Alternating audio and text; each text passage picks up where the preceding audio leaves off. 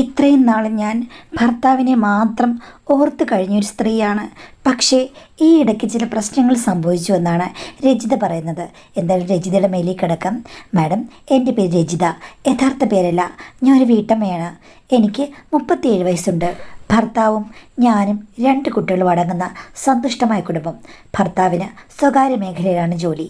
ഞാൻ ജോലിക്ക് പോകുമെന്ന് ആദ്യമേ പറഞ്ഞതാണ്. പക്ഷേ ചേട്ടൻ സമ്മതിച്ചില്ല. എങ്കിലും നല്ല രീതിയിൽ ജീവിച്ചു. പക്ഷേ കുട്ടികൾ വളർന്നു വന്നു കഴിഞ്ഞപ്പോഴേക്കും സാമ്പത്തികമായി പല ചെലവുകളും ഉണ്ടല്ലോ. അങ്ങനെയായപ്പോൾ അവിടെയും ഇവിടെയും ചില കടങ്ങളൊക്കെ വരാൻ തുടങ്ങി. ആ സമയത്ത് ഞാൻ പറഞ്ഞതാണ് ജോലിക്ക് പോകാമെന്ന്. ചേട്ടൻ പറഞ്ഞു വീട്ടിലിരുന്ന് ചെയ്യുന്ന എന്തെങ്കിലും ഉണ്ടെങ്കിൽ ചെയ്യാൻ. അങ്ങനെ എന്ത് ചെയ്യുമെന്ന് എനിക്കൊരു പിടിയില്ല. അതുകൊണ്ട് ഒന്നിനും പോകാതെ കഴിയുകയായിരുന്നു. ഏകദേശം 1.5 വർഷത്തിന് മുമ്പാണ് എൻ്റെ ഭർത്താവിൻ്റെ അച്ഛൻ്റെ സഹോദരി ഗിരിജ ആൻറ്റി ഞങ്ങളുടെ വീട്ടിൽ വന്ന് നിൽക്കാൻ തുടങ്ങിയത്. കാര്യം അവർക്ക് അവരുടെ വീട്ടിൽ ചില പ്രശ്നങ്ങളുണ്ട്. ഇളയ മകൻ്റെ കൂടെയാണ് ജീവിച്ചുകൊണ്ടിരുന്നത്. മരുമകളും അവരും തമ്മിൽ വഴക്കും വെക്കാനായിട്ട് വേറെ എവിടെയെങ്കിലും പോയി താമസിക്കാം എന്ന് വിചാരിച്ചതാണ്. അത്യാവശ്യം സ്വത്തും മുതലും ഒക്കെയുള്ള ആളാണ്. വൃദ്ധസ്ഥാനത്തിൽ കൊണ്ടുപോകാൻ വേണ്ടിയിട്ടാണ് എൻ്റെ ഭർത്താവിനെ വിളിച്ചത്. അപ്പോൾ ഹസ്ബൻഡ് പറഞ്ഞു, ആൻറ്റി വന്ന് ഞങ്ങളോട് നിൽക്ക്, ഞങ്ങൾക്ക് അധികം പറ്റില്ല, ഇവിടെ ഒരു മുറി ഒഴിഞ്ഞു കിടക്കുകയാണെന്ന് പറഞ്ഞു. ഞാനപ്പോൾ ഹസ്ബൻഡിനോട് പറഞ്ഞു, പുള്ളിക്കാരി സ്വന്തം മരുമകളുമായിട്ട് പ്രശ്നം ഉണ്ടാക്കി പോകുന്നതാണ്. ഇവിടെ വന്നിട്ട് എന്നോട് വല്ല വഴക്കുണ്ടാക്കി കഴിഞ്ഞാൽ പിന്നെ എനിക്ക് തലവേദനയാകും. നിങ്ങൾ ഒരു ബന്ധുവിനെ വിളിച്ചു വരുത്തി നമ്മുടെ ദാമ്പത്യം കുളമാക്കരുത് എന്ന് വാണിംഗ് കൊടുത്തു. അപ്പോൾ എൻ്റെ ഹസ്ബൻഡ് പറഞ്ഞു, ഇടി അങ്ങനെയൊന്നും ഉണ്ടാകില്ല. എനിക്ക് തോന്നുന്നത് അവർ തമ്മിൽ ചേരാത്തത് എന്തോ പ്രശ്നം ഉണ്ടായിട്ടാണ്. അല്ലാതെ നോക്കിക്കഴിഞ്ഞാൽ എൻ്റെ ആൻറ്റി പാവമാണ്. പുള്ളിക്കാരി നല്ല ചുറുചുറുക്കുള്ള ഒരാളാണെന്ന് അതൊക്കെ എനിക്കും അറിയാം. പക്ഷേ വന്നു കഴിയുമ്പോൾ എന്തെങ്കിലും പ്രശ്നം ഉണ്ടായി കഴിഞ്ഞു കഴിഞ്ഞാൽ പിന്നെ ഞാൻ എൻ്റെ വീട്ടിൽ പോകുമേ എന്ന് വാണിംഗ് കൊടുത്തു. അങ്ങനെ എന്തെങ്കിലും പ്രശ്നം ഉണ്ടാകുകയാണെങ്കിൽ ഞാൻ പറഞ്ഞ് അവരെ വൃദ്ധസ്ഥാനത്തിലേക്ക് മാറ്റിക്കോളാം. ഇഷ്ടംപോലെ പണമൊക്കെ ഇല്ലേ, അവർ മാറിക്കോളും എന്ന് പറഞ്ഞു. എന്തായാലും ഒരാളെ സഹായിക്കാനുള്ള അവസരത്തിൽ നമ്മളായിട്ട് തടസ്സം നിൽക്കണ്ടല്ലോ എന്ന് വിചാരിച്ച് ഞാൻ അതിന് എസ് മോളി. പിന്നെ ആൻറ്റി വന്നു കഴിഞ്ഞപ്പോഴാണ് എനിക്ക് മനസ്സിലായത് ഈ പറയുന്ന പോലെ വലിയ പ്രശ്നക്കാരിയൊന്നുമല്ല. പിന്നെ മരുമകളുമായിട്ട് എന്തിനാണ് അവർ നിരന്തരം വഴക്കുണ്ടാക്കുന്നത് എനിക്ക് മനസ്സിലായില്ല. ഇവിടെ എല്ലാ കാര്യങ്ങളിലും എന്നെ സഹായിക്കും. കുട്ടികളുടെ കാര്യത്തിലാണെങ്കിലും എന്ത് കാര്യത്തിലും മുന്നിലുണ്ട്. എനിക്ക് സത്യം പറഞ്ഞാൽ അവർ വന്നതിൽ പിന്നെ ഒത്തിരി പണി കുറവുണ്ട്. നല്ല രീതിയിൽ ഫുഡ് ഉണ്ടാക്കും, അതാണ് ഹൈലൈറ്റ്. എൻ്റെ ഭർത്താവിനും ഈ കാര്യങ്ങളൊക്കെ ഒത്തിരി ഇഷ്ടപ്പെട്ടു. പിന്നെ അത്യധികമായ പ്രായമൊന്നും ആയിട്ടില്ല. കണ്ടു കഴിഞ്ഞാൽ സുന്ദരിയും ചെറുപ്പക്കാരിയുമായിട്ട് ഫീൽ ചെയ്യും. എൻ്റെ ചേച്ചിയാണെന്ന് പറഞ്ഞാൽ ആളുകൾ വിശ്വസിക്കും. ചുരുക്കം പറഞ്ഞാൽ മറ്റുള്ളവരുടെ മുന്നിൽ പ്രദർശിപ്പിക്കാൻ പറ്റിയൊരു ബന്ധമെന്ന് പറയുമ്പോൾ ആരാണെങ്കിലും ഒരിക്കലും നിരാകരിക്കില്ലല്ലോ. അതാണ് ഇവിടെയും സംഭവിച്ചത്. ആൻറ്റി വന്നതിൽ പിന്നെ ഞാനും ബിസിയായി, ആൻറ്റി ബിസിയായി. കാര്യം 2 പേർക്കും പറയാൻ ഒത്തിരി കാര്യങ്ങളുണ്ട്. അതുമാത്രമല്ല വീട്ടിൽ തന്നെ അടങ്ങിയിരിക്കുന്നൊരു സ്വഭാവം ആൻറ്റിക്കില്ല. ഇടയ്ക്ക് പുറത്തൊക്കെ പോകണം. കുട്ടികളില്ലെങ്കിൽ സ്കൂളിൽ പോയി കഴിഞ്ഞ് കഴിഞ്ഞാൽ ഞങ്ങൾ 2 പേരും കൂടി ഇടയ്ക്ക് കറങ്ങാനും ഷോപ്പിങ്ങിനും ഒക്കെ പോകും. നേരത്തെ ഹസ്ബൻഡിന് അവധി ഉള്ളപ്പോൾ മാത്രമാണ് ഞാൻ പുറത്ത് പോയിക്കൊണ്ടിരുന്നത്. ഇപ്പോഴങ്ങനെയല്ല. ഭർത്താവിന് പ്രശ്നമൊന്നുമില്ല, ഞാൻ ആൻറ്റിയുടെ അല്ലേ പോകുന്നത്. അങ്ങനെ ചുരുക്കം പറഞ്ഞാൽ ഉർവശി ശാപം ഉപകാരമായി എന്നുള്ള മട്ടിലാണ് എൻ്റെ ജീവിതം. ആ സമയത്ത് ഞങ്ങളുടെ വീടിനടുത്ത് ഒരു ബോയ്സ് ഹോസ്റ്റലുണ്ട്. അവിടെ 10 മുതൽ 15 പിള്ളേർ വരെ താമസിക്കുന്നുണ്ട്. അവർക്ക് ഫുഡ് അടുത്തൊരു ഹോട്ടലിൽ നിന്നായിരുന്നു. അത് പൂട്ടിപ്പോയി. അങ്ങനെ ഇരുന്നപ്പോൾ ഒരു ദിവസം അതിൻ്റെ ഓണർ ആൻറ്റിക്ക് അറിയാവുന്ന ആളാണ്. സംസാരമധ്യേ അയാൾ പറഞ്ഞു, ആഹാ, നിങ്ങൾ താമസിക്കുന്നത് ഇവിടെയാണെങ്കിൽ 3 നേരം കുറച്ച് ഫുഡ് അവിടേക്ക് ഒന്ന് സപ്ലൈ ചെയ്യാമോ? ഞാൻ അതിന് വേണ്ട ക്യാഷ് തരാം. കുട്ടികളുടെ ഇന്ന് പിരിക്കുന്നല്ലേ, കുട്ടികൾക്കും ദൂരെ പോയി കഴിക്കാൻ ബുദ്ധിമുട്ടാണ് എന്ന് പറഞ്ഞു. എന്തോ കോച്ചിങ്ങിനൊക്കെ നിൽക്കുന്ന പിള്ളേരാണ്. അങ്ങനെ ആയി കഴിഞ്ഞപ്പോഴേക്കും ആൻറ്റി എന്നോട് പറഞ്ഞു, നമുക്കിത് ഏറ്റെടുക്കാമെന്ന്. ഞാൻ പറഞ്ഞു, എനിക്കങ്ങനെ ഒത്തിരി പാചകമൊന്നും ചെയ്യാൻ അറിയില്ല. എടി, ഭർത്താവിനും പിള്ളേർക്ക് നീ പാചകം ചെയ്യില്ലേ, അതുപോലെയുള്ളൂ. ഇപ്പോൾ ഞാനില്ലേ. എന്നാലും ആൻറ്റി, ഒരു വരുമാന മാർഗമാകും, നീ സമ്മതിക്ക്, ഞാൻ നിന്നെ സഹായിക്കാം എന്ന് പറഞ്ഞു. അങ്ങനെ ആൻറ്റി അയാളോട് പറഞ്ഞു, 1 മാസം ഞങ്ങൾ ട്രയൽ ഒന്ന് കൊടുത്തു നോക്കാം, അവർക്ക് ഇഷ്ടപ്പെടുമോയെന്ന് അറിയില്ലല്ലോ എന്ന് പറഞ്ഞപ്പോൾ അയാൾ സമ്മതിച്ചു. അങ്ങനെയാണ് രാവിലത്തെയും ഉച്ചക്കലത്തെയും വൈകിട്ടത്തെയും ഭക്ഷണം ഞങ്ങൾ സ്റ്റാർട്ട് ചെയ്തത്. ആളുകളുടെ എണ്ണം തലേദിവസമേ പറയും. അതനുസരിച്ച് ഞങ്ങൾ ഫുഡുണ്ടാക്കി. അവിടെ ഹോസ്റ്റലിൽ ഏറ്റവും താഴെ ഒരു മുറിയുണ്ട്. അവിടെ അടുക്കി വെച്ചിരിക്കും. വിളമ്പുന്നതൊന്നും നമ്മുടെ പരിപാടിയല്ല, അവർ വിളമ്പി കഴിച്ചോളും. പിന്നെ ഉച്ചയ്ക്കും വൈകിട്ടുമൊക്കെ പാത്രം എടുക്കാനും ഞങ്ങൾ പോകാറുണ്ട്. അങ്ങനെ തുടങ്ങിക്കഴിഞ്ഞപ്പോൾ ഹസ്ബൻഡിന് ആദ്യം എതിർപ്പായിരുന്നു. 1 മാസം ഞങ്ങൾ നിന്ന് കഴിഞ്ഞപ്പോഴേക്കും മനസ്സിലായി ഇത് ഞങ്ങളെ കൊണ്ട് മാനേജ് ചെയ്യാൻ പറ്റും, പ്രശ്നമൊന്നുമില്ല. നല്ലൊരു തുക കയ്യിൽ കിട്ടുകയും ചെയ്തു. അതിൻ്റെ പാതി എന്തായാലും ആൻറ്റിക്ക് അവകാശപ്പെട്ടതാണ്. പക്ഷേ ആൻറ്റിക്ക് അതിൻ്റെ ഒരു 1/4% പോലും വേണ്ട. കയ്യിൽ പൈസയുണ്ട്. അതുകൊണ്ട് വേണ്ട മോളെ, നീ വെച്ചു, ആവശ്യമുള്ളപ്പോൾ ചോദിക്കാമെന്ന് പറയും. ചുരുക്കം പറഞ്ഞു കഴിഞ്ഞാൽ അപ്രതീക്ഷിതമായി എനിക്ക് നല്ലൊരു വരുമാന മാർഗമായി. അത് തുടർന്നു പോയി. പിന്നെ ഞങ്ങൾ രണ്ടുപേരും കൂടി എപ്പോഴും അങ്ങോട്ടും ഇങ്ങോട്ടും നടക്കുമല്ലോ. ഈ സാധനങ്ങളൊക്കെ കൊണ്ടുവന്നിട്ട് അങ്ങോട്ട് നടക്കണം 3 നേരം. ചുരുക്കം പറഞ്ഞാൽ 6 നേരം ഞങ്ങൾ ബോയ്സ് ഹോസ്റ്റലിൽ പോകാൻ തുടങ്ങി. അവിടെയുള്ള ആമ്പിള്ളാരുമായിട്ടൊക്കെ ഞങ്ങൾ നല്ല കമ്പനിയായി. അവർ ഞങ്ങളെ അഭിനന്ദിച്ചു. ചേച്ചിമാർ രണ്ടുപേരും കൂടി നല്ല ഫുഡാണ് ഉണ്ടാക്കി തരുന്നതെന്ന് പറഞ്ഞ് അതൊക്കെ കേട്ടപ്പോൾ മനസ്സിനൊരു സന്തോഷം. വീട്ടിലാരെങ്കിലും ഉണ്ടായിക്കഴിഞ്ഞാൽ നല്ലതാണെന്ന് പറയുമോ? ഇല്ല. ഭർത്താക്കന്മാരും മക്കളും ഒക്കെ മൂക്കുമുട്ട തിന്നിട്ട് പോകും. ഒരാൾ പോലും നല്ല വാക്ക് പറയില്ല. ഇവിടെ നല്ല വാക്കും കിട്ടും, അതേപോലെ പൈസയും കിട്ടും. അങ്ങനെ ഞങ്ങൾ പോയി കഴിഞ്ഞപ്പോഴേക്കും പലരും ഞങ്ങളോട് ഇത്തിരി ഓവറായിട്ട് സംസാരിക്കുന്ന പോലെ ഞങ്ങൾക്ക് തോന്നി.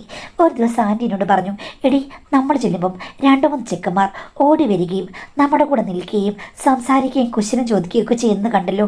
എനിക്ക് തോന്നുന്നത് അവന്മാർ നമ്മളെ പഞ്ചാര അടിക്കാൻ ശ്രമിക്കുകയാണെന്നും. ഒന്ന് പോ ആൻറ്റി, കൊച്ചിറക്കന്മാരാണ്. ആൻറ്റിയുടെ ഒക്കെ മക്കളുടെ പ്രായമല്ലേ ഉള്ളൂ, അതിലും താഴെയാണ് അവരുടെ പ്രായം. അവരെന്തിനാണ് പഞ്ചാര അടിക്കുന്നത്? പിന്നെ എന്നെ പിന്നെ പിള്ളേരെ ശ്രദ്ധിക്കത്തേയില്ല എന്ന് പറഞ്ഞപ്പോൾ ആൻറ്റീനോട് പറഞ്ഞു, അതെന്താടി നിന്നെ പിള്ളേരെ ശ്രദ്ധിക്കാതിരിക്കാൻ? നിനക്ക് തലയും ഡാഷും ഒന്നും ഇല്ലേ എന്ന് ചോദിച്ചു. ഞാൻ പറഞ്ഞു ഉണ്ട്, എന്നാലും അവരെന്തിനാ എന്നെ ശ്രദ്ധിക്കുന്നത്? അപ്പോൾ അമ്മായി പറഞ്ഞു, എടി നമ്മൾ രണ്ടുപേരും അത്യാവശ്യം ആകർഷണമുള്ള പെണ്ണുങ്ങളാണെന്നുള്ളത് എനിക്കറിയാമോ? ഇനിയിപ്പം ആകർഷണമില്ലെങ്കിലും സ്ത്രീകളെന്ന് പറയുമ്പോഴേക്കും പുരുഷന്മാർക്ക് വല്ലാതൊരു തരളിതമായ മനോഭാവമാണ്. അങ്ങനെയൊക്കെയുണ്ടോ? അങ്ങനെയൊക്കെയുണ്ട്. ഭർത്താവിനെയും കിട്ടി, പിള്ളേരെ നോക്കി, ഭർത്താവ് വരുമ്പോൾ ഭർത്താവിൻ്റെ മോന്തായത് നോക്കിയിരുന്നു കഴിഞ്ഞാൽ എൻ്റെ പൊന്നുമോളെ ഇങ്ങനെയൊക്കെ തന്നെയായിരിക്കും തോന്നുക. പിന്നെ ഞാനെന്ത് ചെയ്യണം? ഭർത്താവിനെ ഉപേക്ഷിച്ചിട്ട് അന്യപുരുഷന്മാരെ നോക്കണോ? ആൻറ്റി ഭർത്താവിനെ ഉപേക്ഷിച്ച് അന്യപുരുഷനെ നോക്കിയോ? അത് കൊള്ളാം. അന്യപുരുഷനെ നോക്കാൻ ഭർത്താവിൻ്റെ അനുവാദം എന്തിനാണ്? നമുക്കിഷ്ടമാണെങ്കിൽ നമ്മൾ നോക്കുക, ഇഷ്ടമാണെങ്കിൽ സംസാരിക്കുക. അത് നമ്മുടെ ഇഷ്ടമല്ലേ? ഭർത്താവാണ് ഇതൊക്കെ നിയന്ത്രിക്കുന്നത്. എൻ്റെ ഭർത്താവ് ഉള്ളപ്പോൾ എനിക്ക് പ്രശ്നമൊന്നുമില്ല. ഭർത്താവ് ഇല്ലാതായി കഴിഞ്ഞപ്പോഴേക്കും ഞാൻ പഴയതുപോലെ തന്നെ ആൾക്കാരെ നോക്കും, ചിരിക്കും, സംസാരിക്കും, ഇഷ്ടമുള്ളവരുമായിട്ട് ഇടപഴകും. അതിലൊക്കെ ആരാണ് നമ്മളെ അതിർത്തി കെട്ടാൻ വരുന്നത് എന്ന് ചോദിച്ചു. അപ്പോൾ ഭർത്താവ് മരിച്ചതിൽ പിന്നെ ആൻറ്റിക്ക് മറ്റ് ബന്ധങ്ങളുണ്ടായിരുന്നോ? അപ്പം ആൻറ്റി പറഞ്ഞു, മറ്റ് ബന്ധങ്ങൾ ഉണ്ടായിരുന്നോ എന്ന് ചോദിച്ചു കഴിഞ്ഞാൽ ഉണ്ടാക്കണം എന്ന് എനിക്ക് ആഗ്രഹം ഉണ്ടായിരുന്നു. പക്ഷേ നടന്നില്ല. ഇഷ്ടംപോലെ ചെക്കന്മാർ അവിടെ ഇവിടെയുണ്ട്. അവരെന്നോട് സംസാരിക്കും, ഞാനും സംസാരിക്കും. അങ്ങനെ വഴിയരികിൽ നിന്ന് ചെക്കന്മാരോട് ഞാൻ സംസാരിക്കുന്നത് കണ്ടാണ് എൻ്റെ മരുമകൾ എന്നോട് വഴക്കുണ്ടാക്കാൻ വന്നത്. പ്രായമായ തള്ള വഴി കൂടെ പോകുന്ന ആണിനോടും പെണ്ണിനോടുമെല്ലാം വിളിച്ച് കിന്നിരിക്കുകയാണെന്ന് പറഞ്ഞ്. അപ്പോഴാണ് ഞാനൊരു ആട്ട് വെച്ച് കൊടുത്തത്. ഇത് നീ സമ്പാദിച്ച വീടാണോടി? എൻ്റെ വീട്ടിൽ നിന്ന് ഞാൻ എനിക്കിഷ്ടമുള്ള ആളുകളോട് സംസാരിക്കും. പക്ഷേ അവൾക്ക് അസൂയായിരുന്നു. അടുത്തുള്ള വീട്ടിലെ ചെക്കന്മാരൊക്കെ ബൈക്കൊക്കെ നിർത്തിയിട്ട് ആൻറ്റി എന്തെടുക്കാൻ ചോദിക്കുമ്പോഴേക്കും അവൾക്കിരിക്കപ്പോറുന്നില്ല, ഓടി അങ്ങ് വരും. നിനക്കറിയാമല്ലോ, ഞങ്ങളുടെ വീടിൻ്റെ അവിടെ പറമ്പുണ്ട്. അവിടെ കുറേ കൃഷികളൊക്കെ ഉണ്ട്, ചേന, കാച്ചിലൊക്കെ. അതിന് ബംഗാളികൾ ഉൾപ്പെടെ പല ആൾക്കാരും വരാറുണ്ട്. നമ്മളുടെ വീടിനടുത്തുള്ള ഒരാൾ തന്നെയാണ് അതൊക്കെ ശരിയാക്കി തരുന്നത്. പണിക്കാർ പലരും വരും. ഒരു വട്ടം പണിക്കാരൻ ചെയ്യുന്നതൊക്കെ ശരിയാണെന്ന് അറിയാൻ വേണ്ടി ഞാൻ അങ്ങോട്ട് ചെന്നതാണ്. അപ്പോൾ ഉണ്ട് നമ്മളുടെ അപ്പുറത്തെ വീട്ടിലെ ചെക്കൻ. അവനാണെങ്കിൽ പെട്ടെന്ന് പറമ്പിലേക്ക് വന്നു. അവനാണെങ്കിൽ ഇങ്ങനെയുള്ള കാര്യങ്ങളൊന്നും ചെയ്തിട്ടില്ലല്ലോ. ഇപ്പോഴത്തെ കാലത്തെ പിള്ളേരല്ലേ, കപ്പ നടുന്നതും ചേന നടുന്നതൊന്നും അറിയില്ല. എന്തായാലും അതിന് വളപ്രയോഗങ്ങളൊക്കെ അവൻ കൂടെ നിന്ന് കണ്ടു. ഞാനും ആ ചെക്കനും ആ പണിക്കാരനും ഒരു1/2 മണിക്കൂർ ഉണ്ടായിരുന്നു അവിടെ. ഞാൻ തിരിച്ച് വീട്ടിൽ വന്നു കഴിഞ്ഞപ്പോഴേക്കും മരുമകൾ അടുക്കളയിൽ നിൽക്കുകയാണ്. വന്ന് കയറിയ ഉടനെ തന്നെ എന്നോട് ചോദിക്കുകയാണ്, 2 ആണുങ്ങളുടെ നടുക്ക് നിന്ന് അമ്മ എന്തെടുക്കുകയായിരുന്നെന്ന്.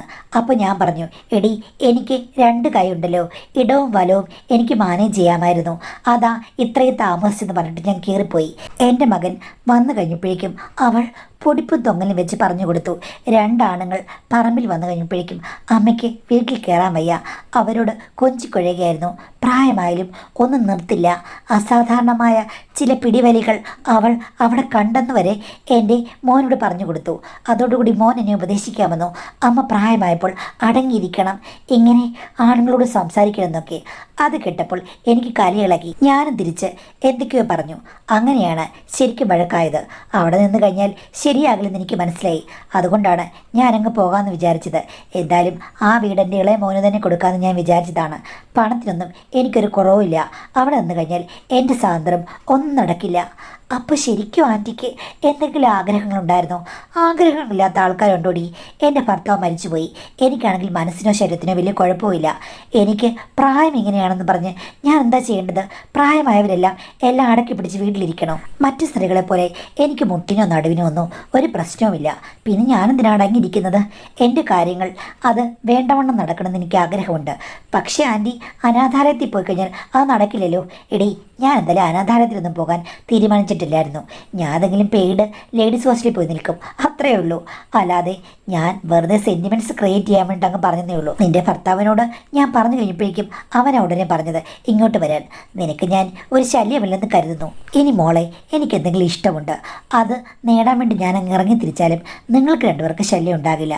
പിന്നെ ഇഷ്ടമല്ലെങ്കിൽ പറഞ്ഞാൽ മതി, ഞാൻ എവിടെയെങ്കിലും പോയി ജീവിച്ചോളാം, അതിലൊന്നും പ്രശ്നമില്ലെന്ന് പറഞ്ഞു. അയ്യോ ആൻറ്റി, അതിനൊന്നുമല്ല ഞാൻ ചോദിക്കുന്നത്. ആൻറ്റിയുടെ കഥകളും ആൻറ്റിയുടെ ജീവിതവും ഒക്കെ കേൾക്കാൻ ഒരു കൗതുകമുണ്ട്. അത്ര വലിയ കഥകളും കൗതുകങ്ങളും എനിക്കില്ല. അതെല്ലാം ഉള്ളിലായിരുന്നു. ഭർത്താവ് ഉള്ളപ്പോൾ എനിക്ക് വെറുതെ വായി നോക്കാനല്ലാതെ ഒന്നും നേടിയെടുക്കാൻ കഴിഞ്ഞിട്ടില്ല. അപ്പോൾ ഹസ്ബൻഡ് മരിച്ചു പോയിട്ടോ? മരിച്ചു പോയിട്ട് അന്ന് ഞാൻ പറഞ്ഞില്ലേ, പറമ്പിൽ വന്ന പയ്യൻ, അവനാണ് തുടക്കം കുറിച്ചത്. അപ്പോൾ കാര്യമായ കാര്യം എന്തുകൊണ്ട് മരുമകൾ കണ്ടത് സത്യമാണെന്നും അവൾ കണ്ടോയെന്ന് എനിക്കറിയില്ല. അവൾ വഴക്കുണ്ടാക്കിയ സമയത്ത് ഞങ്ങൾ വെറുതെ ഒന്ന് സംസാരിക്കായിരുന്നു. അതല്ലാത്ത സമയത്ത് ആ പയ്യൻ ഇടയ്ക്ക് വരുമായിരുന്നു എന്നുള്ളത് സത്യമാണ്. പക്ഷേ ഞങ്ങൾ അങ്ങ് പറമ്പിൽ പോകുമായിരുന്നു. അവിടേക്ക് എൻ്റെ മരുമകൾ വരില്ല. അവിടെ വെച്ച് എന്തെങ്കിലും കുസൃതിയോ പൂർണ്ണമായ കുസൃതികളോ മരുമകൾ കണ്ടോയെന്ന് എനിക്കറിയില്ല. എന്നാലും ഓപ്പൺ സ്ഥലത്തൊക്കെ എങ്ങനെയാ? ആൻറ്റിക്ക് പേടിയില്ലേ മോളെ? ആവശ്യക്കാരന് ഔചിത്യം പാടില്ലെന്ന് പറയില്ലേ? അവനാണെങ്കിൽ എൻ്റെ പുറകെ നടക്കുമായിരുന്നു. ഒരു വട്ടം ഇങ്ങനെ സൂചിപ്പിച്ചപ്പോൾ ഞാനും പുറത്തു. എൻ്റെ ജീവിതത്തിൽ ഇത്രയും നാളും പുതിയൊരു വാതിൽ തുറന്നിട്ടില്ല.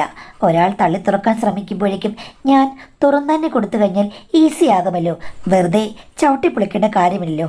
അങ്ങനെ സംസാരിച്ച് വന്നു കഴിഞ്ഞപ്പോഴേക്കും എല്ലാം സെറ്റ്. പിന്നെ അങ്ങോട്ടും ഇങ്ങോട്ടൊക്കെ വരാൻ അവന് പേടിയുണ്ട്. അതുകൊണ്ടാണ് പറമ്പിലേക്ക് ഞങ്ങളുടെ കൂടിക്കാഴ്ച മാറ്റിയത്. അത് ചിലപ്പോൾ മരുമകൾ കണ്ടിരിക്കാൻ സാധ്യതയുണ്ട്. അപ്പോൾ മരുമകൾ മാത്രമേ കാണുള്ളൂ, നാട്ടുകാർ കാണില്ലേ? നാട്ടുകാർ കാണാനുള്ള സാധ്യത വളരെ കുറവാണ്. കാര്യം അവിടെ അങ്ങനെ ഒരു ദൃശ്യമികവില്ല. പക്ഷേ മരുമകൾ വന്നു കഴിഞ്ഞാൽ കാണാം. ചുറ്റും മതിലും ഒക്കെ ഉണ്ട്. പറയാൻ പറ്റില്ല, നാട്ടുകാർ കണ്ടിട്ടുണ്ടോ എന്ന് എനിക്കറിയില്ല. ആര് കണ്ടാലും എനിക്കൊന്നുമില്ല. എൻ്റെ മനസ്സ് അപ്പോൾ അങ്ങനെയാണ് പറഞ്ഞത്. എൻ്റെ മനസ്സ് പറഞ്ഞതുപോലെ ഞാൻ ചെയ്തു. എന്നിട്ട് ഇപ്പം ആ ചെക്കൻ എന്ത് ചെയ്യും? ഞാൻ അവിടെ നിന്ന് പോകുന്നതിൽ അവനൊത്തിരി ദുഃഖമുണ്ട്. ഇടയ്ക്ക് വിളിക്കുകയൊക്കെ ചെയ്യാറുണ്ട്. എന്നോട് പറയാറുണ്ട് ഒന്ന് കറങ്ങാൻ ചെല്ലാൻ. ഞാൻ പക്ഷെ പോയിട്ടില്ല. അതെന്താ കറങ്ങാൻ പോകാത്തത്? അതിനെനിക്ക് താല്പര്യമില്ല. ആ വീട്ടിൽ വെച്ച് കംഫർട്ടബിളായിരുന്നു. ഇവിടെ ഇപ്പോൾ നിങ്ങൾ രണ്ടുപേരും ഉണ്ട്, കുട്ടികളുമുണ്ട്. ഇങ്ങോട്ട് വിളിച്ചു വരുത്താൻ പറ്റില്ലല്ലോ. അതുകൊണ്ട് ഞാൻ അതിനെക്കുറിച്ച് ആലോചിച്ചിട്ടില്ല. കാണാമെന്ന് പറഞ്ഞിട്ടുണ്ട്. ഇവിടെ നിന്ന് ഇനി ഞാൻ പോയി കഴിഞ്ഞിട്ട് അവനെ സ്വസ്ഥമായിട്ട് ഇവിടെ വെച്ചെങ്കിലും കാണാം. തൽക്കാലം നിൻ്റെ ഭർത്താവിന് എന്നെ വലിയ കാര്യമാണല്ലോ. അവന് കാര്യമുള്ളത് വരെ ഞാനിവിടെ നിൽക്കാം. അപ്പോൾ എനിക്ക് കാര്യമില്ലെന്നാണോ ആൻറ്റി പറഞ്ഞത്? എടി, പെണ്ണുങ്ങളും തമ്മിലാണ് യോജിച്ചു പോകാത്തത്. നിനക്ക് എന്നോട് നല്ല കാര്യം ഉണ്ടായിട്ടില്ലേ ഞാനിവിടെ നിൽക്കുന്നത്? നിനക്കാണ് എൻ്റെ അഭിനന്ദനം എന്ന് പറഞ്ഞ് ആൻറ്റി എന്നെ ചേർത്ത് പിടിച്ചു. എന്നാലും ആൻറ്റിക്ക് കുറ്റബോധം തോന്നില്ലേ? എനിക്ക് തടി കുറ്റബോധം. ദോശയ്ക്ക് മാവരച്ച് കഴിഞ്ഞ് ദോശ ചുട്ട് നിന്ന് കഴിയുമ്പോഴേക്കും രുചിയില്ല, കുറ്റമെന്ന് പറയാൻ പറ്റുമോ? അതുപോലെ മാത്രമേ ഉള്ളൂ. എന്നാലും ആൻറ്റി, എടി, നീ എൻ്റെ കാര്യം ഓർത്ത് വിഷമിക്കേണ്ട കാര്യമില്ല. നിനക്ക് നിൻ്റെ ഭർത്താവ് ഉണ്ടല്ലോ, അവനെ നോക്കി നീ ഞാൻ കഴിയുക. എൻ്റെ കാര്യം ഞാൻ മാനേജ് ചെയ്തോളാം. ഇവിടെ വന്ന് കഴിയുമ്പോഴില്ലേ ഈ ചെക്കന്മാരൊക്കെ എന്നോട് ശൃംഗരിക്കുമ്പോൾ എനിക്ക് പഴയ കാര്യങ്ങൾ ഓർമ്മ വരികയാണ്. ആൻറ്റി ഇനിവന്മാരാരെങ്കിലും വിളിച്ചു കഴിഞ്ഞാൽ ചിലപ്പോൾ അറിയാതങ്ങ് സമ്മതിച്ചു പോകുമോ? പറയാൻ പറ്റില്ല മോളെ. എൻ്റെ സ്വഭാവം അങ്ങനെയാണ്. ഞാൻ ചിലപ്പോൾ തരളിതയാകും. അവന്മാരെന്നെ ഊട്ടിയിലോ കൊടൈക്കനാലിലേക്ക് വിളിക്കുകയാണെങ്കിൽ ഞാൻ ചിലപ്പോൾ അങ്ങ് തയ്യാറായേക്കും. പിന്നെ പഠിച്ചുകൊണ്ടിരിക്കുന്ന ചെക്കന്മാർ വീട്ടിൽ നിന്ന് എണ്ണിച്ചുട്ട കാശായിരിക്കും കൊടുക്കുന്നത്. അപ്പോൾ അവരെങ്ങനെയാണ് ഊട്ടിയിലും കൊടൈക്കനാലിലും വിളിക്കുക? ഊട്ടിയിൽ നിന്ന് കൊടൈക്കനാലെന്നൊക്കെ ഞാൻ ആലങ്കാരികമായി പറഞ്ഞതാണ്. ഇവിടെ നിന്ന് ഒരു 10-25 കിലോമീറ്റർ കഴിഞ്ഞാൽ വനമല്ലേ? അങ്ങോട്ട് പോയാലും ഓക്കെ. ഈ വനം മാത്രമേ ഉള്ളൂ, വേറെ റെസ്റ്റ് ഹൗസുകളും റിസോർട്ടുകളിലൊന്നും ആൻറ്റി പോകില്ലേ? എന്തോ എനിക്ക് ഓപ്പൺ എയറിനോട് വല്ലാത്ത ഇഷ്ടമാണ് മോളെ എന്ന് പറഞ്ഞു. ആൻറ്റിക്ക് എന്തോ ഒരു പ്രത്യേകത ഉണ്ട്, ഈ കാര്യത്തിലൊക്കെ പ്രത്യേക ഇഷ്ടമുണ്ട്. എനിക്ക് പണ്ടേ എങ്ങനെയാണ്, എൻ്റെ ഹസ്ബൻഡ് ഉള്ളപ്പോഴും ഞാൻ ആക്റ്റീവായിരുന്നു. അദ്ദേഹത്തോട് ഞാൻ പറയുമായിരുന്നു വ്യത്യസ്തമായ കാര്യങ്ങൾ വേണമെന്ന്. ആദ്യമൊന്നും സമ്മതിച്ചില്ലെങ്കിലും ഇങ്ങനെയൊക്കെ ഞങ്ങൾ പല പരീക്ഷണങ്ങളും നടത്തിയിട്ടുണ്ട്. അയ്യോ ആൻറ്റി, എനിക്ക് പേടിയാണ് എൻ്റെ ഭർത്താവിനോട് പറയാൻ. പിന്നെ നിൻ്റെ ഭർത്താവിനെ നിനക്ക് വലിയ പേടിയുള്ളതായിട്ട് എനിക്ക് തോന്നുന്നില്ലല്ലോ. അവനെ ആട്ടുന്നത് കണ്ടു കഴിഞ്ഞാൽ അവൻ ഇവിടെ നിന്ന് കടപ്പുറത്ത് പോയി വീഴുമല്ലോ. എന്നാലും ഇതൊക്കെ എങ്ങനെയാണ് പറയുന്നത്? ആവശ്യമുണ്ടെങ്കിൽ പെണ്ണുങ്ങൾ പറയണം. നിനക്ക് ആവശ്യമുള്ള കാര്യങ്ങൾ പറഞ്ഞെങ്കിലേ ആവശ്യമുള്ള കാര്യങ്ങൾ നടക്കുകയുള്ളൂ. ഈ കാര്യത്തിന് ഒന്നും മിണ്ടാതിരിക്കുകയും മറ്റ് 100 കാര്യങ്ങൾക്ക് ഭർത്താവിനെ ശല്യപ്പെടുത്തുകയും ചെയ്യുന്ന പ്രവണത ഒട്ടും ശരിയല്ല. വേണ്ട കാര്യങ്ങൾ തുറന്നു പറഞ്ഞാൽ ഭാര്യയ്ക്ക് ഭർത്താവിനും അടിച്ചു പൊളിച്ച് ജീവിക്കരുതോ? പിന്നെ നീ പറഞ്ഞതുപോലെ പണമില്ലാത്ത ചെക്കന്മാരല്ല അവിടെ ഉള്ളത്. അത് നല്ല പണക്കാരുടെ വീട്ടിലെ ചെക്കന്മാരാണ്. ആമാരെയൊക്കെ കണ്ടാൽ അറിയില്ലേ നല്ല ചിക്കിരിയുള്ള വീട്ടിലാണെന്ന് എന്ന് പറഞ്ഞ് ആൻറ്റി ചിരിച്ചു. ആൻറ്റിയപ്പം അരയും തലയും മുറുക്കി ഇറങ്ങിയാണോ?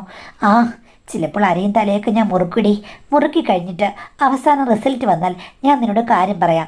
നീ ഇതിൽ ഇടപെടുകയേ വേണ്ട, ജസ്റ്റ് കണ്ടാൽ മതി. അല്ലാതെ നിൻ്റെ ഭർത്താവിനെ ഉപേക്ഷിച്ചിട്ട്, നിൻ്റെ ഭർത്താവിനുള്ള ഭക്തി ഉപേക്ഷിച്ചിട്ട് ഇങ്ങോട്ട് വരാൻ ഞാൻ പറയുന്നില്ല. നീ എന്നും അങ്ങ് ആരാധിച്ചു, എനിക്ക് പ്രശ്നമില്ല.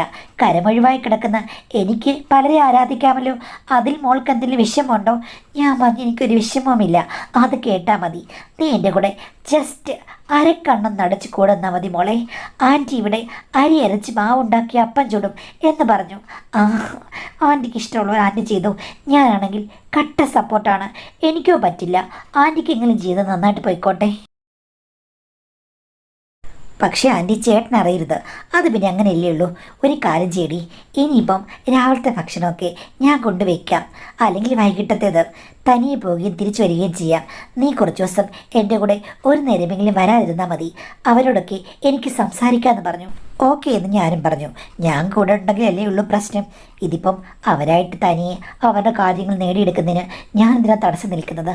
അങ്ങനെ ആൻറ്റി പോയി കഴിഞ്ഞിട്ട് 2-3 ആഴ്ച കഴിഞ്ഞപ്പോൾ ആൻറ്റി എന്നോട് പറഞ്ഞു, എടി കൊല്ലത്തുനിന്ന് വന്ന ചെക്കനില്ലേ, അവനാണ് എന്നോട് ആദ്യം തുറന്ന് പറഞ്ഞത്.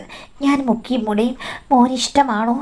ഇഷ്ടമാണെങ്കിൽ എനിക്ക് പേടിയാ എന്നൊക്കെ പറഞ്ഞ് ഞാനങ്ങ് സമ്മതിച്ചു. അവനും ഞാനും കൂടെ എറണാകുളം വരെ പോവുകയാണ്. നിൻ്റെ ഭർത്താവിനോട് ഞാൻ പറഞ്ഞിട്ടുണ്ട്, ഡോക്ടറെ കാണിക്കാൻ വേണ്ടിയിട്ട് പോവുകയാണ്. പിന്നെ എൻ്റെ ഒരു കൂട്ടുകാരി വരുമെന്ന്. അങ്ങനെയാണെങ്കിൽ ആൻറ്റി പോയിട്ട് വാ എന്ന് പറഞ്ഞു. ആൻറ്റി പോയിട്ട് അന്ന് വരുമെന്നാണ് കരുതിയത്. പക്ഷേ ആൻറ്റി പിറ്റേ ദിവസം ഉച്ചയായപ്പോഴാണ് വന്നത്. എവിടെ താമസിക്കുമെന്ന് എൻ്റെ ഹസ്ബൻഡ് വിളിച്ചു ചോദിച്ചു. അപ്പോൾ ഒരു ലേഡീസ് ഹോസ്റ്റലിൽ താമസിക്കും, കൂട്ടുകാരി അവിടെ ഉണ്ട് എന്നൊക്കെയാണ് ആൻറ്റി പറഞ്ഞത്. എന്തിനാ പോയെന്നുള്ളത് ഞാൻ ചർച്ച ചെയ്യാനേ പോയില്ല. ആൻറ്റിയെങ്കിലും ജീവിതം ആസ്വദിച്ചിട്ട് വരട്ടെ എന്ന് ഞാൻ വിചാരിച്ചു. എന്തായാലും ചുരുക്കം പറഞ്ഞാൽ ആൻറ്റി ചുരുങ്ങിയ കാലം കൊണ്ട് ആ ഹോസ്റ്റലിലെ 7 പേരുമായിട്ടാണ് സൗഹൃദമുണ്ടാക്കിയത്. അവിടെ കൂടെ പല കളത്തരങ്ങളും പറഞ്ഞ് പലയിടത്തും പോകാൻ തുടങ്ങി. ഇത് തുടർച്ചയായി കഴിഞ്ഞപ്പോഴേക്കും എൻ്റെ ഹസ്ബൻഡ് ശ്രദ്ധിക്കാൻ തുടങ്ങി. ഞാനാണെങ്കിൽ അതൊട്ട് ശ്രദ്ധിച്ചുമില്ല. ആൻറ്റി പലരോടും രാത്രി കുശിക്കുന്നതും ഫോൺ വിളിക്കുന്നതും ഫിക്സ് ചെയ്യുന്നതും പിന്നീട് ഡോക്ടറെ കാണുമെന്ന് പറഞ്ഞിട്ട് ഇറങ്ങിപ്പോകുന്നതും ഒക്കെ എൻ്റെ ഹസ്ബൻഡ് ശ്രദ്ധിക്കുന്നുണ്ട്. ഇതിനിടയ്ക്ക് മകനെ വിളിച്ചു ചോദിച്ചു കഴിഞ്ഞപ്പോഴേക്കും മകനും മരുമകളും കൂടെ അമ്മയ്ക്ക് പ്രശ്നമാണ്, ഭ്രാന്തിളകിയിരിക്കുകയാണ്, മറ്റു രീതിയിലുള്ള കാര്യങ്ങളാണ് എന്നൊക്കെ പറഞ്ഞു കഴിഞ്ഞപ്പോഴേക്കും എൻ്റെ ഭർത്താവിന് വലിയ സംശയമായി. ഒരു ദിവസം എൻ്റെ ഭർത്താവും ആൻറ്റി തമ്മിൽ വഴക്കുണ്ടാക്കി. ഡോക്ടറെ കാണാനാണെന്ന് പറഞ്ഞ് ഇവിടെ എന്താ നടക്കുന്നത്, ഹോസ്റ്റലിലെ പിള്ളേരുമായിട്ട് അതിരുവിട്ട അടുപ്പമാണെന്നുള്ളത് നാട്ടുകാർക്കും അറിയാം എന്നൊക്കെ പറഞ്ഞ് വലിയ വഴക്കുണ്ടായി. അതിനവസാനം ആൻറ്റി പറഞ്ഞു, ശരി ഞാനിനി എറണാകുളത്ത് പോയി താമസിക്കാൻ പോവുകയാണ്. എൻ്റെ ഒരു കൂട്ടുകാരി അവിടെ ഉണ്ട്, അവളുടെ കൂടെ ലേഡീസ് ഹോസ്റ്റലിൽ താമസിച്ചോളാം. നീ ഈ വീട്ടിൽ വന്നു കഴിഞ്ഞപ്പോഴേക്കും നിന്നെ ശല്യപ്പെടുത്താതെ ജീവിക്കാമെന്ന് മാത്രമേ ഞാൻ വിചാരിച്ചിട്ടുള്ളൂ. അല്ലാതെ എൻ്റെ ഇഷ്ടങ്ങൾ ആർക്കും അടിയറ വെക്കാൻ ഞാൻ തയ്യാറല്ല. എനിക്കിനിയും 5, 6, 10 വർഷം കൂടി ചിലപ്പോൾ അങ്ങോട്ടും ഇങ്ങോട്ടും ഓടി നടക്കാൻ പറ്റിയേക്കും. ആ സമയത്ത് ഞാൻ നടക്കും. എനിക്ക് ആരുടെയും കാര്യത്തിൽ ഒന്നും മാറ്റി വയ്ക്കാൻ വയ്യ. കാര്യം എനിക്കത്ര ആഗ്രഹമുള്ളതുകൊണ്ടാണ് പോകുന്നത്. ഇതിനിടയ്ക്ക് ഭർത്താവ് ആൻറ്റിയെ വഴിതെറ്റി നടക്കുന്ന സ്ത്രീ എന്നുള്ള അർത്ഥത്തിൽ പറഞ്ഞു. ഞാൻ കയറിയിട്ടു, അങ്ങനൊന്നും പറയരുതെന്ന്. ഞാൻ ആൻറ്റിയെ സപ്പോർട്ട് ചെയ്യുകയാണെന്ന് പറഞ്ഞ് ഹസ്ബൻഡിനോട് പറഞ്ഞു. ഇതെല്ലാം നീ ഇവരും തമ്മിലുള്ള ചുറ്റിക്കളിയാണ്. ഹോസ്റ്റലിലെ ആമ്പിള്ളേർക്ക് പറഞ്ഞു നടക്കാനുള്ള കഥകളിൽ നിന്റെ പേരുമുണ്ട്. 2 പേരുടെയും പേര് ചേർത്താണ് പറഞ്ഞത്. എൻ്റെ ഭാര്യ പിന്നെ നല്ല സ്വഭാവക്കാരിയാണെന്നോർത്ത് ഞാനത് പറയാതിരുന്നെന്ന് പറഞ്ഞു. ഇത് കേട്ടപ്പോൾ ഞാൻ ഞെട്ടിപ്പോയി. പുറത്ത് എന്തൊക്കെയാണെങ്കിലും ആർക്കെങ്കിലും ഈ കഥ എങ്ങനെയാ പ്രചരിച്ചതെന്ന് എനിക്കറിയില്ല, ആൻറ്റിക്കും അറിയില്ല. ആൻറ്റി പറഞ്ഞു ഇവരുടെ കയ്യിൽ ഒരു തെറ്റുമില്ല, പക്ഷെ ഞാൻ മോളോട് എല്ലാ കാര്യങ്ങളും പറഞ്ഞെന്ന്. അപ്പോൾ എൻ്റെ ഭർത്താവ് പൊട്ടിത്തെറിച്ചു. നിങ്ങൾ ഹോസ്റ്റലിൻ്റെ അവിടുത്തെ മതിൽക്കെട്ടിനുള്ളിൽ തന്നെ തുറസായ സ്ഥലത്തായിരുന്നല്ലോ ചില സമയത്ത് ഇങ്ങനെ എന്ന് പറഞ്ഞു. ഞാനിപ്പോൾ ആൻറ്റി അത്ഭുതത്തോടുകൂടി നോക്കി. ആൻറ്റി തല കുനിച്ചു. എത്ര തിരക്കുള്ള ഇടമാണെങ്കിലും ആൻറ്റിക്ക് അങ്ങനെ ഹോബി ഉണ്ടല്ലോ, അതുകൊണ്ടാണ് മറ്റുള്ളവർ കണ്ടതെന്ന് എനിക്ക് മനസ്സിലായി. ഇവർക്ക് സ്ഥലകാലബോധമില്ലെന്നും എനിക്ക് തോന്നി. അങ്ങനെ ഭർത്താവ് കുറെ കുറ്റപ്പെടുത്തി. ആൻറ്റി അവിടെ നിന്ന് പോകാണെന്ന് പറഞ്ഞു. ഭർത്താവ് ഞാനുമായി പിണങ്ങി. അങ്ങനെ കുറേ ദിവസം പോയി കഴിഞ്ഞപ്പോഴേക്കും ആൻറ്റി ഇറങ്ങിപ്പോകാൻ തുടങ്ങി കഴിഞ്ഞപ്പോഴേക്കും ഭർത്താവ് തടഞ്ഞു. വേണ്ട, ഇനി ഒന്നും സംഭവിക്കാതിരുന്നാൽ മതി എന്ന് പറഞ്ഞു. അപ്പോൾ ആൻറ്റി പറഞ്ഞു അത് പറ്റില്ല, എനിക്ക് സംഭവങ്ങൾ നടത്തിയേ പറ്റൂ. അങ്ങനെ ഒത്തിരി തർക്കം കഴിഞ്ഞപ്പോൾ എൻ്റെ ഭർത്താവ് പറയുകയാണ്, എന്തായാലും പേരുദോഷമായി, ഇനിയിപ്പം ആ പേരുദോഷം മാറാനും പോകുന്നില്ല. അതുകൊണ്ട് ഞാൻ ഒരു കാര്യം പറയാം, ഇങ്ങനെ പേരുദോഷം ഉണ്ടാക്കിയിട്ട് യാതൊരു കാര്യവുമില്ല, അതിൽ ഗുണങ്ങളും വേണം. ആൻറ്റിക്ക് ആൻറ്റിയുടെ കാര്യങ്ങൾ നടക്കുന്നതിനൊപ്പം തന്നെ ഞങ്ങൾക്കും അത് ഗുണകരമാകണം, എങ്കിൽ എനിക്കൊരു പ്രശ്നമില്ലെന്ന് പറഞ്ഞു. ഞാനും സംശയത്തോടുകൂടി ഭർത്താവിനെ നോക്കിയപ്പോൾ ഹസ്ബൻഡ് പറഞ്ഞു, ഇനിയിപ്പോൾ ആൻറ്റിയായിട്ട് പോയി ഒന്നും കണ്ടുപിടിക്കണ്ട, ഞാനായിട്ട് എല്ലാം കണ്ടുപിടിക്കാം. പിന്നെ അതിൽ നിന്നും ആൻറ്റിക്ക് ഓക്കെ ആകുന്ന കാര്യങ്ങൾ മാത്രം സ്വീകരിക്കുക, അല്ലാതെ പുറത്തിറങ്ങിപ്പോയി പ്രശ്നങ്ങളൊന്നും ഉണ്ടാക്കരുത്. എവിടെയെങ്കിലും പോകണമെന്നുണ്ടെങ്കിൽ ആൻറ്റി എൻ്റെ കൂടെ വന്നാൽ മതി, എനിക്കും അത്യാവശ്യം ഹോൾഡുണ്ട് എന്ന് പറഞ്ഞു. അത് കേട്ടപ്പോൾ ആൻറ്റി പറഞ്ഞു, ശരി അങ്ങനെയെങ്കിൽ ഓക്കെ എന്ന് വെച്ചിട്ട് നീ പറയുന്ന എല്ലാ കാര്യങ്ങൾക്കും എന്നെ നിർബന്ധിക്കരുത്, എനിക്ക് എൻ്റെതായ ചോയ്സ് ഉണ്ടെന്ന് പറഞ്ഞു. ഞാനത് കേട്ട് അഭിപ്രായം പറയാൻ തുനിഞ്ഞതാണ്, പക്ഷേ ഹസ്ബൻഡ് സമ്മതിച്ചില്ല. പുള്ളി എന്നോട് പറഞ്ഞു, നിൻ്റെ അഭിപ്രായം എനിക്ക് കേൾക്കേണ്ട കാര്യമില്ലെന്ന്. അങ്ങനെ അവർ രണ്ടുപേരും കൂടി പെട്ടെന്ന് ഒന്നായി. അത് കഴിഞ്ഞ ശേഷം ഇവിടെ നടക്കുന്നത് വൈകിട്ട് 7 മണിയാകുമ്പോഴേക്കും എൻ്റെ ഹസ്ബൻഡ് വരും. അദ്ദേഹം ധാരാളം പിക്ചേഴ്സ് കൊണ്ടാണ് വരുന്നത്. കൂട്ടുകാരോ എവിടെ നിന്ന് കണ്ടുപിടിക്കുന്നതാണെന്ന് എനിക്കറിയില്ല, പക്ഷേ കണ്ട ഇഷ്ടപ്പെടുകയാണെങ്കിൽ ആൻറ്റി ഒരുങ്ങിക്കഴിഞ്ഞാൽ പിന്നെ ആൻറ്റിയെ ബൈക്കിലിരുത്തി എൻ്റെ ഹസ്ബൻഡ് പോകും. പിന്നീട് അവർ എപ്പോഴെങ്കിലും ആകും തിരിച്ചു വരിക. രണ്ടുപേരും കൂടെ പോയിട്ട് രണ്ടുപേരും കൂടെയാണ് തിരിച്ചു വരുന്നത്. ഞാൻ ഭർത്താവിനോട് ചോദിച്ചു, അവർക്ക് പോകണമെന്നുണ്ടെങ്കിൽ നിങ്ങൾ കൊണ്ടുവിടുക, അത് കഴിഞ്ഞ് തിരിച്ചു വരരുതോ എന്ന്. അപ്പോഴേക്കും അങ്ങനെയൊന്നുമല്ല, ആൻറ്റിയോട് പറഞ്ഞ ഡീലിങ്സാണിത് എന്ന് പറഞ്ഞ് ഇത് തുടർച്ചയായി ആഴ്ചയിൽ മിക്ക ദിവസങ്ങളിലും അവർ രാത്രിയോടെ കാണില്ല, വൈകിയാണ് വരുന്നത്. മക്കൾ പോലും ചോദിക്കാൻ തുടങ്ങി, പക്ഷേ എനിക്ക് പറയാൻ ഒരു ഉത്തരമില്ല. വന്നു കഴിയുമ്പോഴേക്കും ആൻറ്റി രഹസ്യമായിട്ട് കുറേ നോട്ടുകൾ എന്നെ ഏൽപ്പിക്കും. സാമ്പത്തികമായി ഭർത്താവ് ഒത്തിരി അഭിവൃദ്ധി വിട്ടു. ഇപ്പോൾ സ്വന്തമായി കാറെടുത്തു. അദ്ദേഹത്തിന് ഈ കാര്യത്തിൽ ഭ്രാന്തി പിടിച്ചതുപോലെയാണ്. സെർച്ച് ചെയ്ത് കണ്ടുപിടിക്കും, എന്നിട്ട് ആൻറ്റിയുടെ കാര്യത്തിൽ ഫുൾ ഒക്കുപ്പൈഡാണ് മാഡം. സത്യം പറഞ്ഞാൽ ഇപ്പോൾ കുറേ കാലമായിട്ട് ഭർത്താവും ഞാനും തമ്മിൽ ഒരടുപ്പവുമില്ല. സാമ്പത്തികമായി ഒത്തിരി ക്യാഷ് എൻ്റെ കിട്ടുന്നുണ്ട്. ആൻറ്റി എനിക്ക് ഒന്നും പറയാനും പറ്റുന്നില്ല. പക്ഷേ ഇതിനിടയ്ക്ക് ഞാനും ഭർത്താവും തമ്മിലുള്ള എല്ലാ കണക്ഷൻസും വിട്ടുപോയ പോലെ തോന്നുന്നു. എൻ്റെ ഭർത്താവിന് പണം സമ്പാദിക്കാനുള്ള ആവശ്യമാണോ എന്നറിയില്ല. ജോലി വിട്ട് കഴിഞ്ഞാൽ പിന്നെ ഉടനെ തന്നെ ആൻറ്റിയുടെ ഇഷ്ടങ്ങളിൽ കണ്ടെത്താനുള്ള സെർച്ചിങ് തുടങ്ങുകയായി. ഇതാണ് ജീവിതം. ഒരു സംഭാഷണങ്ങൾക്ക് ഭർത്താവ് നിൽക്കുന്നില്ല. ആൻറ്റിയോട് ഞാൻ കംപ്ലൈൻറ്റ് പറഞ്ഞപ്പോൾ ആൻറ്റിക്ക് തിരിച്ച് ഒന്നും പറയാനില്ല. അതൊന്നും സാരമില്ല, കുറേ കാലം കഴിയുമ്പോഴേക്കും നല്ല പണമാകും, നിനക്ക് രക്ഷപ്പെടാം എന്ന് പറഞ്ഞ് എന്നെ സമാധാനിക്കുകയാണ്. എന്താണ് ഇവിടെ നടക്കുന്നതെന്നറിയില്ല. ഇവർ തമ്മിൽ എന്തെങ്കിലും ഉണ്ടോ എന്ന് പോലും എനിക്കറിയാത്തൊരവസ്ഥയാണ്. ആരോട് ചോദിച്ചിട്ടും ഒന്നും പറയാനുമില്ല, ആരെയും പിണക്കാനും വയ്യാത്ത അവസ്ഥയാണ്. മാഡത്തിന് ഇത് കേട്ടിട്ട് എന്ത് തോന്നുന്നു? എനിക്ക് തോന്നുന്നത് നിങ്ങളുടെ ഭർത്താവിന് ഇത്തരം കാര്യങ്ങളൊക്കെ നേരത്തെ ഇൻട്രസ്റ്റ് കാണുമായിരിക്കും, പക്ഷെ സത്യസന്ധനെ പോലെ ജീവിച്ച് ഒരു കുടുംബനാഥനെ പോലെ അയാൾ ജീവിച്ചിങ്ങനെ അഭിനയിക്കായിരിക്കും. ആൻറ്റിയുടെ കാര്യം കേട്ടപ്പോൾ ആദ്യം വഴക്കുണ്ടാക്കിയ ആൾ പിന്നീട് ആൻറ്റിയോട് പറഞ്ഞു, ഇത് നമുക്ക് എല്ലാം ഗുണകരമാക്കി മാറ്റാമെന്ന്. അതുമാത്രമല്ല, അയാൾ പെട്ടെന്ന് തന്നെ ഈ കാര്യങ്ങളെല്ലാം സംഘടിപ്പിച്ചു. അപ്പോൾ പുള്ളിക്ക് വേറെന്തൊക്കെയോ ദുരൂഹമായ കാര്യങ്ങൾ ജീവിതത്തിൽ ഉണ്ടാകാം. നിങ്ങൾ നോക്കുമ്പോൾ നിങ്ങളുടെ ഭർത്താവ് അയ്യോ പാവം എന്നെ മാത്രം ഓർത്തിരിക്കുന്നതിന് ചേട്ടൻ അങ്ങനെ ആയിരിക്കണം എന്നില്ല. എന്തായാലും പണത്തിൻ്റെ പിറകെ പോയ അങ്ങേർക്ക് അതൊരു ഹരമായി. പിന്നെ കൂടെ നിൽക്കാൻ ഇങ്ങനെയാണൊരുത്തിനുണ്ട്. അത് സ്വന്തം സഹോദരൻ്റെ മോനാണ്. അതുമാത്രമല്ല എല്ലാത്തിനും സപ്പോർട്ട് കൊണ്ടുവരുന്നു. അപ്പോൾ അവരുടെ കാര്യങ്ങൾ അവർക്ക് പണ്ടത്തേക്കാൾ കൂടുതൽ സാദരത്തോടുകൂടി നടത്താൻ കഴിയുന്നു. അപ്പോൾ അവർ രണ്ടുപേരും അവരുടെ രണ്ട് ഇഷ്ടങ്ങളിൽ സെറ്റായി. നിങ്ങളുടെ ഭർത്താവ് നിങ്ങളോട് എന്തുകൊണ്ടാണ് ഈ ഒരു അവസരത്തിൽ അകലം പാലിക്കുന്നത് എന്ന് ചോദിച്ചു കഴിഞ്ഞാൽ തീർച്ചയായിട്ടും പല കാര്യങ്ങളും സംശയിക്കാം. ഒന്ന് നിങ്ങൾ പറഞ്ഞ പോലെ തന്നെ ആൻറ്റിയുമായിട്ടുള്ള ഇരിപ്പോശം അതെന്താണെന്ന് അറിയില്ല. ഇനി അതല്ല, ഇങ്ങനെയുള്ള കാര്യങ്ങൾക്ക് പോകുമ്പോൾ അവിടെ എന്താ നടക്കുന്നത് നിങ്ങൾക്കറിയില്ല. ഭർത്താവിനും ഇതേപോലെ വേറെ എന്തെങ്കിലും ഓപ്പർച്യൂണിറ്റീസ് ഉണ്ടോ, ഇവരെവിടെയാണ് പോകുന്നത്, അതിൻ്റെ ഡീറ്റെയിൽസ് നിങ്ങൾക്കറിയില്ല. അപ്പോൾ അങ്ങേരും മറ്റ് ബന്ധങ്ങളിൽ പെട്ടുപോയെന്ന് നിങ്ങൾക്കറിയില്ല. അതുകൊണ്ട് താല്പര്യക്കുറവാണ്, അതും നിങ്ങൾക്കറിയില്ല. പിന്നെ വേറൊരു കാര്യം വെച്ച് കഴിഞ്ഞാൽ പണം ഉണ്ടാക്കാനുള്ളൊരു ത്വരക്കാരി, ഇഷ്ടംപോലെ പണം കിട്ടിക്കഴിഞ്ഞപ്പോഴേക്കും അങ്ങർക്ക് വേറൊരു കാര്യത്തിലും മൈൻഡില്ല. ഇതെങ്ങനെ പണം സമ്പാദിക്കാം അല്ലെങ്കിൽ എങ്ങനെ ഇതൊക്കെ ശരിയാക്കാം, ഈ കാര്യത്തിൽ അതായത് അയാൾ ചെയ്യുന്ന ഒരു നിഗൂഢമായ പ്രവൃത്തിയിൽ അങ്ങേർക്ക് ഭയങ്കര ത്രില്ലുള്ളത് കൊണ്ടും ഇങ്ങനെ സംഭവിച്ചു പോകാം. കാര്യം അതൊന്നും ഒരു പ്രാധാന്യമല്ല. അങ്ങനെ വേണമെങ്കിൽ ആകലാം. അതെന്താണെന്ന് ഭർത്താവിനോട് ന്യായമായ രീതിയിൽ ചോദിച്ച് സ്നേഹത്തോടുകൂടി കണ്ടുപിടിച്ച് അങ്ങേരോട് നിങ്ങളുടെ ആ ഒരു സ്നേഹം പ്രകടിപ്പിച്ച് ദാമ്പത്യത്തിലെ എല്ലാ വർണ്ണങ്ങളും തിരിച്ചു കൊണ്ടുപോകേണ്ടത് നിങ്ങളുടെ തന്നെ കടമയാണ്. കാര്യം അല്ലെങ്കിൽ അത് കൈവിട്ടു പോകും. പിന്നെ ആൻറ്റിയോട് നിങ്ങളുടെ കാര്യങ്ങൾ കുറച്ചുകൂടി വിശദമായിട്ട് സംസാരിക്കുക. അവർ ഈ മനസ്സിലുള്ള കാര്യങ്ങളൊക്കെ തുറന്ന് പറയുന്നതല്ലേ. അപ്പോൾ ഇവിടുത്തെ സെറ്റപ്പ് അല്ലെങ്കിൽ നിങ്ങളുടെ ജീവിതം ഒന്ന് നന്നാക്കിയെടുക്കാൻ ആൻറ്റിയെ കൊണ്ടും ചിലപ്പോൾ സാധിച്ചേക്കും. പറ്റുന്ന കാര്യങ്ങൾക്ക് ശ്രമിക്കുക, ഭർത്താവിനോട് സംസാരിക്കുക. അതൊക്കെയല്ലേ ഈ സമയത്ത് പറ്റുള്ളൂ.